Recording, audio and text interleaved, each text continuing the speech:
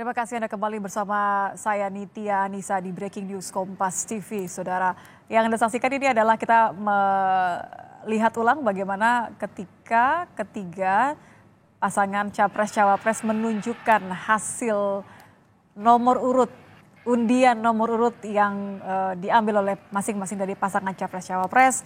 Nomor urut pertama didapatkan oleh pasangan Anies Baswedan dan Muhaimin Iskandar. Kemudian nomor urut 2 didapatkan oleh Prabowo Subianto dan Gibran Raka Buming Raka, serta Ganjar dan Mahfud mendapatkan nomor urut 3. Tentu ada perbedaan dari mulai cara pengundiannya, cara pengambilan nomornya, sampai tadi hal-hal yang membuat 2019 kalau menurut Mas Arief Budiman ini terasa lebih deg-degan.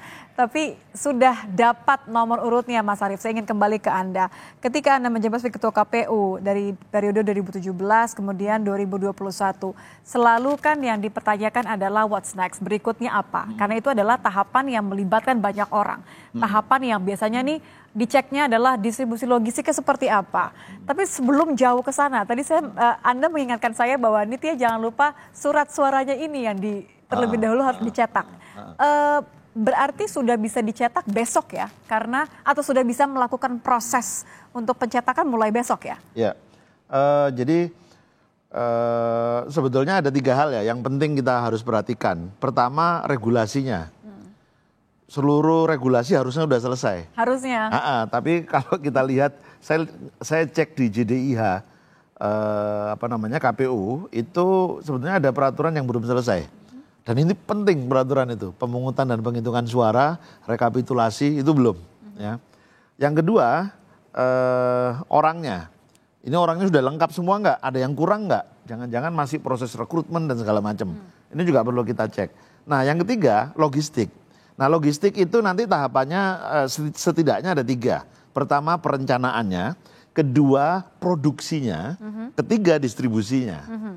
Nah ada produksi logistik yang bisa dilakukan sebelum tahapan-tahapan tertentu itu selesai. Misalnya logistik untuk kebutuhan sosialisasi, nah itu sejak awal bisa. Ya. Tentang tanggal pemungutan suara, tentang DPT, macam-macam ya. Nah, tapi ada logistik yang dia baru bisa diproduksi setelah tahapan tertentu selesai. Salah satunya misalnya yang terjadi hari ini, penetapan pasangan calon presiden dan wakil presiden dan penetapan nomor urutnya. Nah, jadi unsur di dalam surat suara itu isinya ada fotonya dan namanya. Ada partai pengusulnya. Ada nomor urutnya. Nah, sekarang 3-3-nya sudah terpenuhi. Sudah ada partainya, sudah ada gambar orangnya, sudah ada namanya. Tapi kan fotonya juga belum tentu pakai. Kalau ini kan adalah foto yang kami pakai di Kompas TV kan. Makanya sekarang KPU biasanya akan meminta kepada masing-masing pasangan calon untuk mengirimkan gambar itu, foto mana yang mau dipakai untuk dicetak di dalam surat suara. Nah setelah masing-masing pasangan calon presiden dan wakil presiden mengirimkan file foto itu ya, bisa dalam bentuk printed, bisa dalam bentuk file biasanya. Lalu KPU akan mencetak daminya atau contohnya atau modelnya. Nah, dami atau model itulah yang kemudian harus dimintakan approval. Ini di era saya dulu ya, saya nggak tahu sekarang mekanismenya akan seperti apa. Dimintakan approval kepada masing-masing pasangan calon presiden dan wakil presiden. Apakah nanti akan dicetak dengan gambar seperti ini sudah sesuai atau enggak? Karena jangan-jangan biasanya kadang-kadang ada yang juga, loh yang ini kok warnanya lebih terang, yang ini warnanya lebih gelap gitu. Wajah saya kelihatan gelap, wajah saya kelihatan terang gitu. Ya. Kalau Kompas kan kelihatannya membikin sama semua pakai peci semua pakai jas semua. Betul. Belum tentu model inilah yang diinginkan sesuai dengan karakter masing-masing. Ya. Apalagi kalau lihat beberapa pemberitaan ya, trennya itu kan cenderung akan menggait pemilih pemula, pemilih muda gitu ya. Saya nggak tahu apakah nanti dalam foto itu mereka akan memakai kaos misalnya, akan memakai baju daerah atau baju full dress seperti yang resmi tadi ya. Kompas gitu ya. Ini kita nggak tahu. Tapi satu pesan saya, proses ini harus dilakukan cepat. Approvalnya kalau memungkinkan ini ya, begitu KPU mencetak contohnya, daminya gitu, masing-masing pasangan calon mengirim orang yang memang diberi kewenangan untuk menyatakan persetujuan ACC atau tidak, ya? Untuk ACC atau tidak. Kekhawatirannya apa? Supaya tidak lama, tidak ada alasan dibawa dulu Ya supaya tidak bolak-balik, karena nanti bawa ke sana, nanti kita mintakan ke misalnya ketua tim atau apa yang punya diberi kewenangan untuk approve gitu, atau bahkan mungkin ini mau dibawa ke paslonnya misalnya. Nah, proses itu sebaiknya tidak terlalu lama supaya KPU bisa segera memulai proses produksinya. Karena kalau dilihat ya, hari ini berapa? 91 hari mungkin ya. Butuh produksi dan butuh distribusi. Nah, distribusi itu bukan hanya untuk kepentingan atau kebutuhan dalam negeri, tapi juga di luar negeri. Nah, di luar negeri itu ya ada daerah yang dekat, ada daerah yang jauh, ada daerah yang mudah untuk mendistribusikan logistik yang ada kepentingan politiknya. Tapi ada pengalaman saya, beberapa negara itu agak sulit kalau ada logistik yang untuk aktivitas politik. Nah itu mereka sangat ketat mengirim. Nah, makanya biasanya kami berkoordinasi dengan Kementerian Luar Negeri. Kami mengirimnya dalam kantong diplomatik misalnya.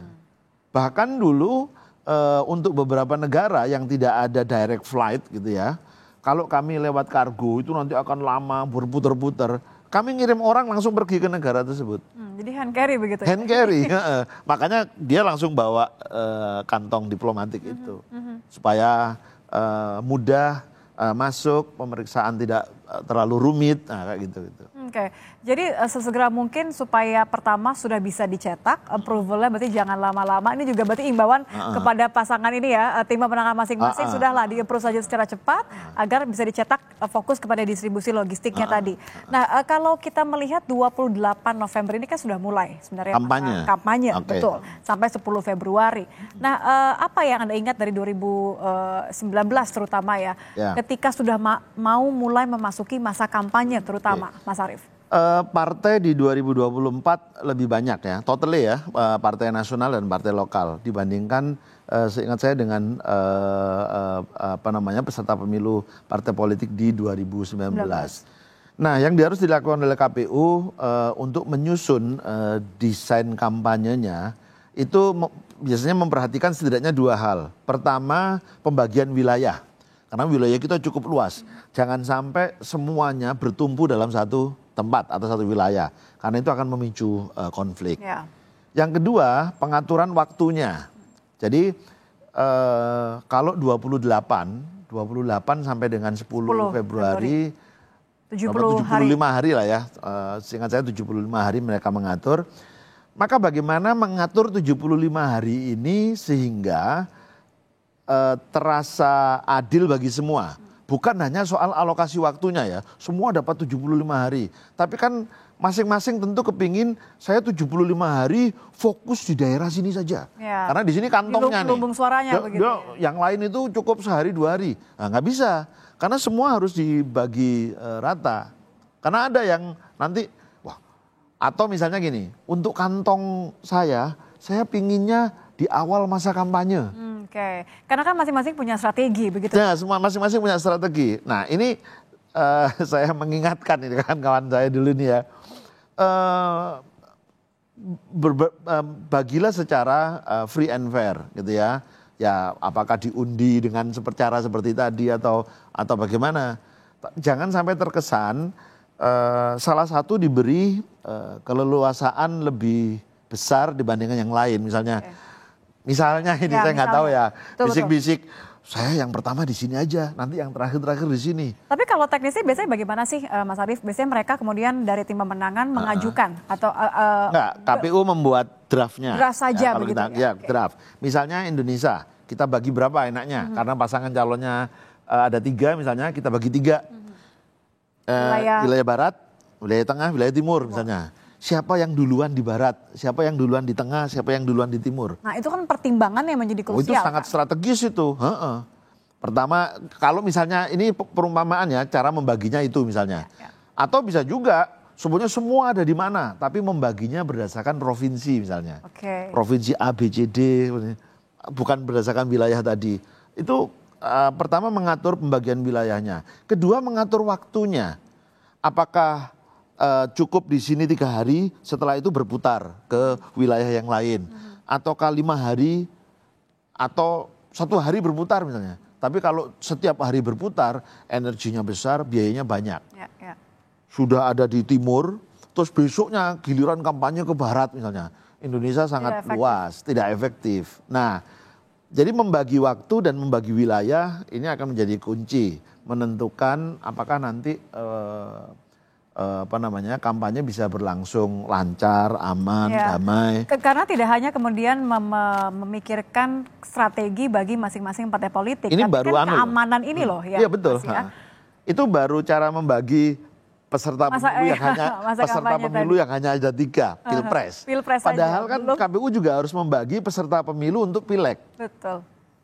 DPD bagaimana? Misalkan di satu provinsi itu ada 40 calon DPD-nya. Sementara di provinsi itu kabupaten kotanya ada 7 misalnya. Harus berbagi-bagi. Ini rumit memang, tapi makanya kalau saya melihat kalau nggak disiapkan dari awal, nggak diinformasikan dari awal, bisa. Tapi kalau ketika Anda sudah diinformasikan dari awal dong, maksudnya ini kan sudah kemudian diinformasikan sehingga masing-masing kan sudah juga bisa mengatur strategi masing-masing dong. Karena tidak diinformasikan ya saya tidak tahu. Tapi saya yakin sih KPU sudah mempersiapkan itu, gitu ya. Cuma mungkin belum dipublikasikan. Nah ini yang sebetulnya kami itu atau setidaknya saya lah, saya katanya. Kadang-kadang nunggu, yang ini kok nggak ada infonya. Gitu. Tapi saya rasa itu wajar ketika publik juga menanti supaya mereka bisa mengatur juga kan. Ini kita bicara masalah keamanan, kita bicara tentu tidak berharap ada gesekan sama sekali. Tapi dengan mengetahui jadwal, kita jadi tahu peta permainannya seperti apa. Mas Aris, sorry saya potong. Saya masih pengen tanya soal what's next-nya, tapi kita akan jeda terlebih dahulu. Masih bersama kami di Breaking News Kompas TV dan kami akan segera menyapa ada Irianda Mardanus di studio mini di KPU, tapi usai jeda sesaat lagi.